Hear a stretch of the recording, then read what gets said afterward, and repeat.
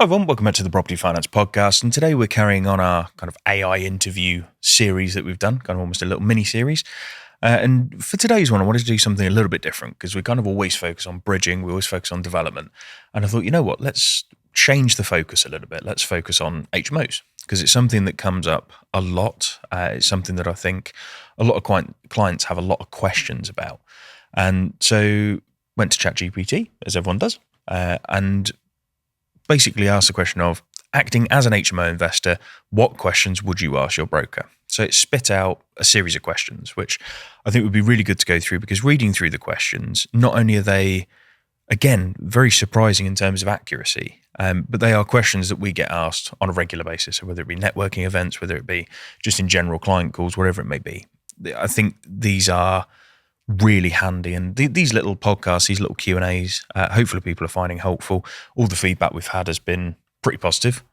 So yeah, keep the feedback coming. Keep letting me know what you think of these, and hopefully these little Q&As are pretty helpful. So in terms of questions, so the first one is, how much experience do you have arranging mortgages specifically for HMOs? Quite a lot.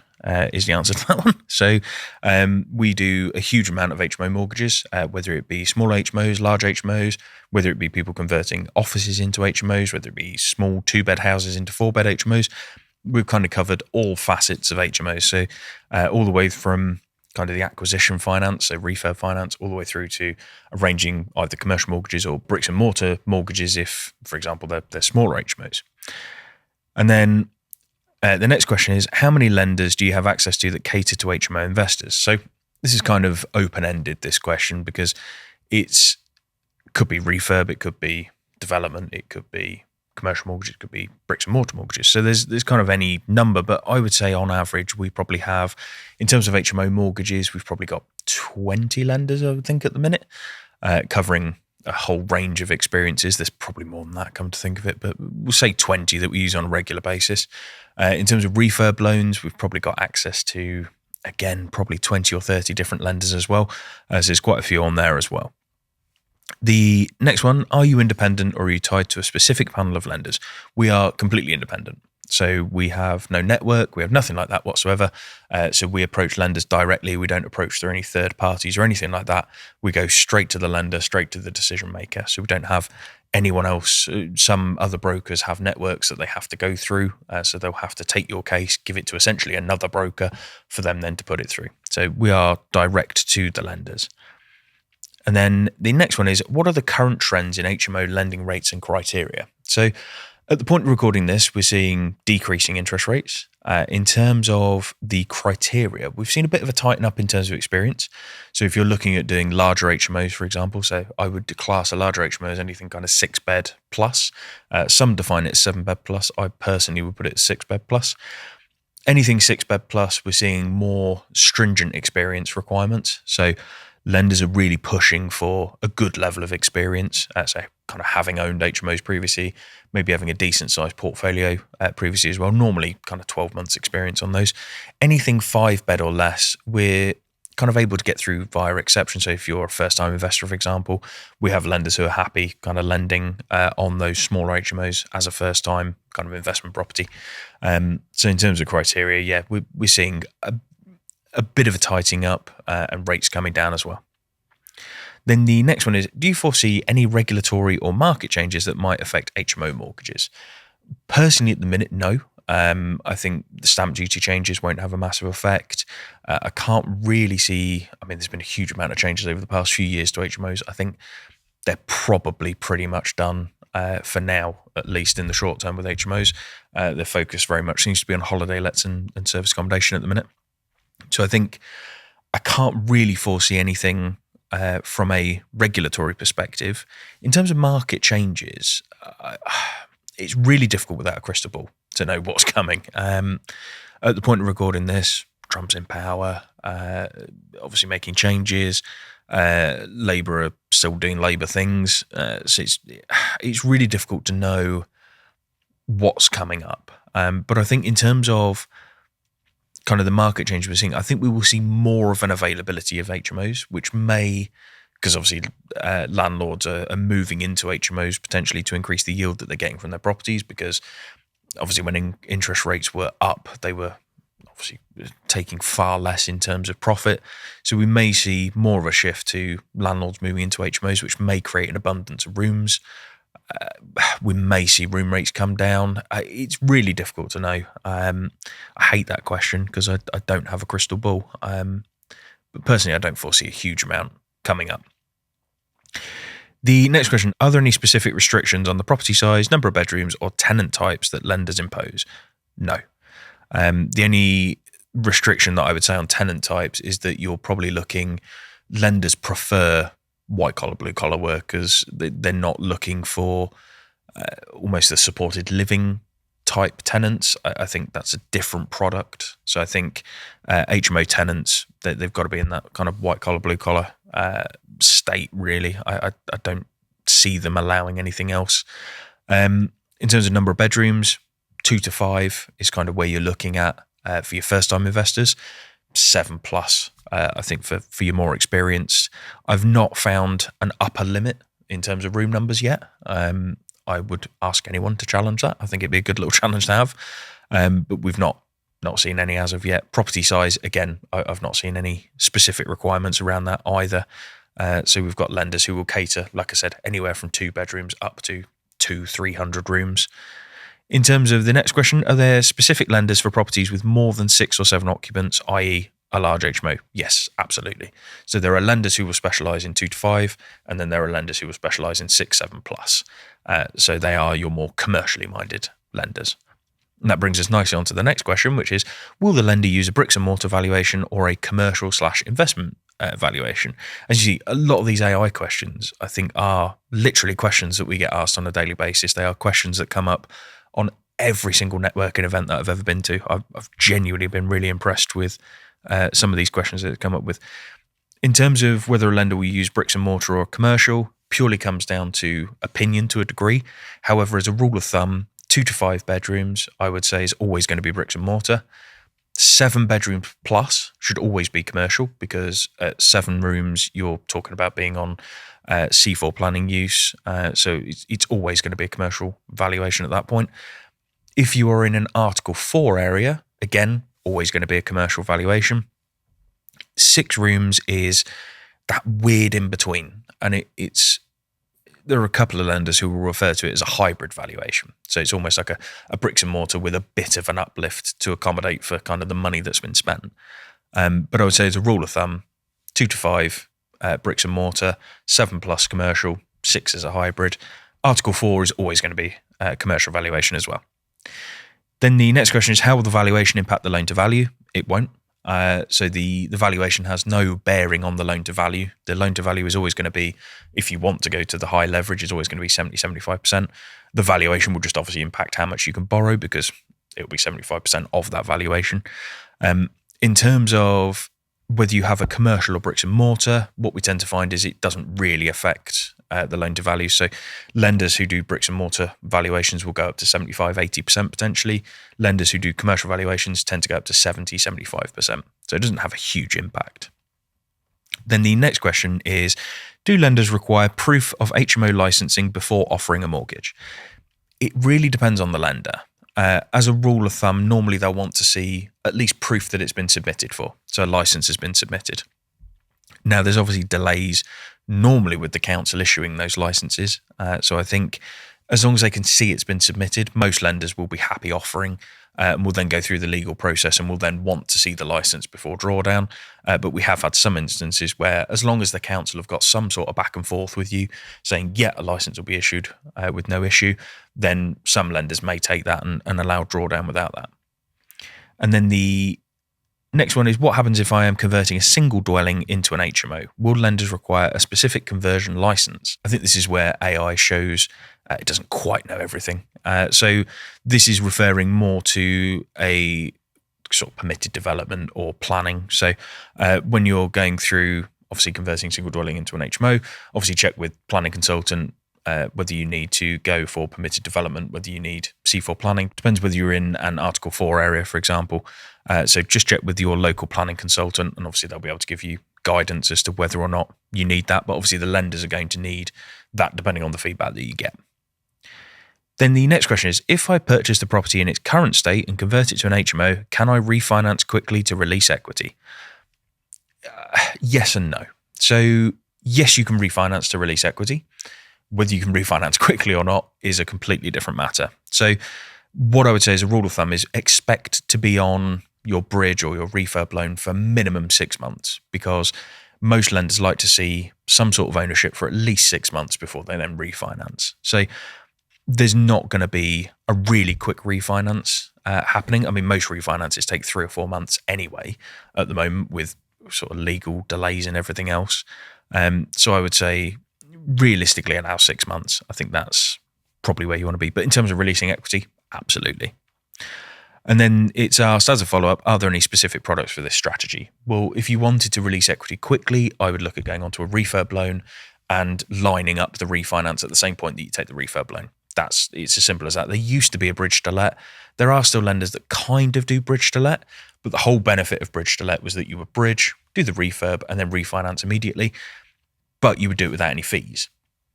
Now it's a case of bridge, refurb, refinance with the same lender, but you're paying fees at every stage. So it doesn't really have the same benefit that it used to have. Then the next question is, what is the maximum loan to value for HMO mortgages? Kind of already touched on this, but I would say about 75% at the moment. And then the follow-up to that is, are there significant rate differences between higher and lower loan to value products? Not significant. I would say there is a bit of a difference, but not enough to, if you were looking at a 75% product and a 65% product, you would very rarely see any kind of difference. Where you see the difference is if you're looking at a 75 and a 50%, and that's where you would see kind of a dramatic drop. But even then, I would say you're probably only talking a quarter of a percent to a 0.5%. It's nothing earth-shatteringly different. And then it's asked, what are the typical interest rates for HMO mortgages? Again, this is a tricky one because at the point of recording, you're looking at kind of late 4s, early 5s. However, they've been as high as mid 6s. I think in terms of if you're going for bricks and mortar, I would budget anywhere from 4.8 to 5.3. If you are going for a commercial, I would budget anywhere between 5.8 and 6.3. That's kind of where I would budget. So for your larger HMOs, you're talking early 6s. And then the next question is, are there fixed rate or tracker products more suitable for HMO investments? I think what this is really asking is, what's the more suitable? Is it a fixed rate or a tracker? I would say it really does depend on your own risk appetite. There aren't many tracker products for HMOs at the moment, but I would say personally, from what I've seen recently, fixed rate seems to be kind of a safer move for most people. However, it depends on what you believe is going to happen in the market. I mean, we seem to be on a downward trend at the moment, so it may be that a tracker is more beneficial for you, but I would weigh up kind of the pros and cons. Most trackers tend to be more expensive, obviously, than fixed rates. So I would have a look and maybe go on a 2-year. We've just run a 2-year versus 5-year model at the point of recording this, and we found that comfortably the 5-year at the moment was significantly cheaper if rates stayed similar for the next kind of 5 years. Obviously, whether that's going to happen or not, who knows? Very unlikely it would, but running that as a parallel, that's with the 2-year having to refinance 2 years later down the line and then another year. So we've built in kind of 2.5 lots of refinancing and all the fees and everything else, and it still works out that the 5-year was cheaper. But obviously that's based on the point of recording at the moment. Then the next one is, how do lenders stress test rental income for HMO properties? Exactly the same as they stress test it for any buy-to-lets or anything like that. They do debt service coverage ratio of 125% for a limited company and 145% for personal. So what you do is you work out what your interest is per annum. So you literally just take your interest rate and do it against your mortgage amount, and then you times that by 125%, and that's the amount that you've got to try and bring in. What lenders may do is they may build in a void period on HMOs. So they may look at it and say, right, okay, based on this HMO being 80% let, what is the amount that's going to be brought in, and stress test it against that. But recently, to be honest, we've just found lenders stress testing it as they do any other buy-to-let.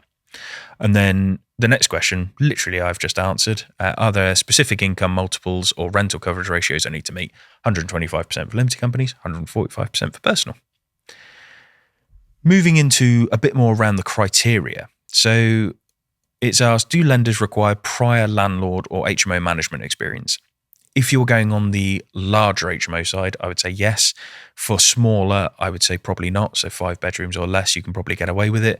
I would say HMO management experience is ideal. If you've got that or you can get that, it really does help, obviously push the application through, and obviously prior landlord experience helps as well.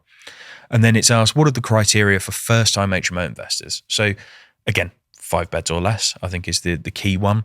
And you've got to have realistically a minimum income of 25 grand.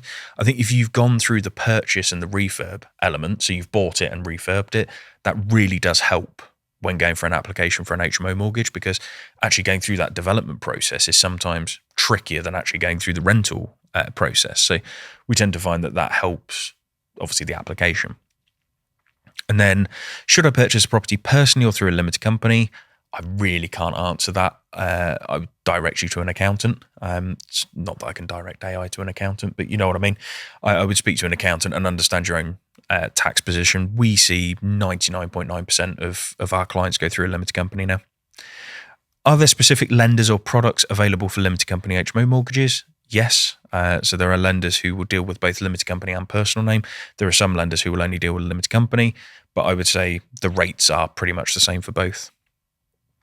And then the next question is, how does my credit score affect my mortgage options for HMOs? Not as much as you would think. So HMO lenders tend to be a little bit more commercial, a little bit more pragmatic. So your credit score doesn't really come into it as much. Obviously, your credit score is going to have an effect. I would say if you've got lots of missed payments, low credit score, CCJs, bankruptcies, all that kind of thing, you're really going to struggle. I think at that point, you would probably move on to a more specialist product, so almost like a hybrid bridge mortgage product, just to get yourself to a point where your credit's maybe a bit more suitable to go through some of the mainstream lenders. But we, touch wood, as of the point of recording, haven't had a client that we haven't been able to finance yet. So credit score hasn't affected many of the clients that we've got. And then the follow-up question is, are there lenders who cater to borrowers with less than perfect credit? And there are lenders who will deal with less than perfect. If you start getting into bad, that's where we mentioned about obviously the hybrid product, and that really does come in helpful for clients who have had maybe bankruptcies, insolvency, CCJs. It just allows them that time period to get themselves back to where they want to be. In terms of cost and fees, it's asked, what are the arrangement fees, valuation fees, and other costs I need to consider? So arrangement fees vary lender to lender. At the moment, we're seeing anywhere between 2 and 5%, depending on what you're doing. Valuation fees, again, anywhere from kind of 750 up to 2, 3, 4 grand, depending on the size of the HMO. You may also have application fees as well. So some lenders charge like a £300 application fee. So it's worth keeping an eye on that as well. And then it's asked, can you add fees to the loan? Yes, you can. Most lenders will allow those arrangement fees to be added onto the loan. Some may cap to 77% loan to value, for example. So if the arrangement fee is 3%, what you might find is that actually you only get 74% day one because they've had to add the 3% fees on. And then it said, are there any early repayment charges or restrictions on overpayments? So most lenders will charge ERCs, so early repayment charges. They can range from anywhere from 5 to 1%, depending on how long you've got left. Most lenders will allow 10% overpayment without incurring any charges or fees. So it's well worth keeping that in mind as well. And then as a follow-up, it's asked, what happens if I want to sell or refinance within a few years? Depending on what the early repayment charges are, I would say you've got that kind of weigh up that cost. So if you're on a 5-year fixed, obviously you're going to experience those early repayment charges for slightly longer, for the 5 years. So they will probably go on a sliding scale of 5, 4, 3, 2, 1, depending on how many years you've got left. So it's worth thinking, if you are going to sell the property, if you've kind of got it in the back of your mind of, right, I want to run this for 2 or 3 years and then I want to sell it, it may be more beneficial to go on a 2-year fix. But again, without a crystal ball, it's really difficult to know what you're going to want to do with the property moving forward. Then it says, are there any additional costs like lender insurance or conditions for maintaining the mortgage? So this is asking about ongoing costs. Obviously, you need to deal with the insurance. The lender needs to be noted on the insurance. There are no ongoing costs for the lender, but in terms of maintaining kind of the mortgage and everything else, you're not really going to experience any of that unless you're refinancing or potentially doing some sort of capital raise, for example. So if you're doing a capital raise, again, you may incur some fees for that. Next question is, how long does the process typically take from application to completion? I would say probably between 2 or 3 months at the moment, with sort of legals and everything else. It really isn't the quickest process. Actually, ironically enough, the follow-up question is, are there any fast-track options if needed? There aren't specific fast-track options, but if you have a specific deadline to hit, there are lenders who are going to be quicker than others, albeit they're probably going to be the more expensive ones. And in terms of kind of legals and everything else, there are certain things you do, like making sure that your solicitor is competent and able to deal with inquiries like this and push forward a bit quicker. I think that can have a massive impact. So the legals is where it always gets snarled up. So getting a good solicitor is almost the equivalent of getting a fast track option. Then the next one is, if the valuation comes back lower than expected, how will you assist? So the first one, I mean, there's really only two things we can do. One is go to another lender and instruct another valuation. The second one is that we can appeal the valuation. So if, for example, there is something fundamentally incorrect within the valuation, we can appeal it. If they've used the wrong comparables, if the maths just doesn't quite add up, again, we can try and appeal it. But I would say realistically, your best chance of success is to move lender and instruct another valuation. And then it says, what happens if my application is declined? Can you find alternative solutions? Absolutely. Like I said, in 8 years or 6 years, I don't think we've ever had a client that we haven't been able to finance in one way or another. What I would caveat that with is there is always a cost to that finance. So depending on the reason why it was declined, there will be a lender that will help you, but it will come at a cost. And it's just whether the deal can cope with that cost. And then the last couple of questions are, will you provide ongoing advice for refinancing or expanding my HMO portfolio? Absolutely. I think what a lot of people don't realize is that we get involved very heavily day one on a lot of the development stuff that we do. We also get quite heavily involved in the back end as well, in terms of clients who kind of want that consultancy side. So if you want advice around kind of strategy and implementation and growing and sort of the best methods of growth, we'll get quite heavily involved in that if we need to. So it's not just limited to HMO portfolios. We've helped clients expand their portfolio of single lets. We've helped clients to expand their portfolio of developments that they're doing. So we really do try and get involved in every facet that we can. And then the last question is, can you help me review my options periodically? Absolutely. That is literally the job of a broker, is to sit there and periodically assist you in either refinancing the whole portfolio or just refinancing bits that need doing. So we will often run entire portfolio reviews for clients. We'll often go through and sort of check, right, okay, is this the most cost-effective finance for this bit? Could you raise some equity here and invest it elsewhere? So it's all kind of part of that consultancy side of things. Hopefully that was helpful. We have done a number of these AI interviews now. I really enjoy them because it's almost like I'm getting interviewed, which I quite enjoy.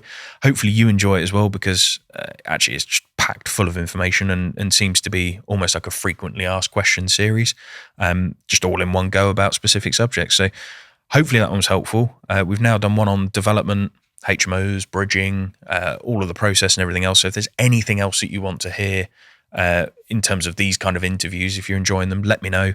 The feedback that we've had, like I said, has been great so far. And a lot of these have been guided by people coming back to us and kind of saying, oh, can you do that? Can you do this?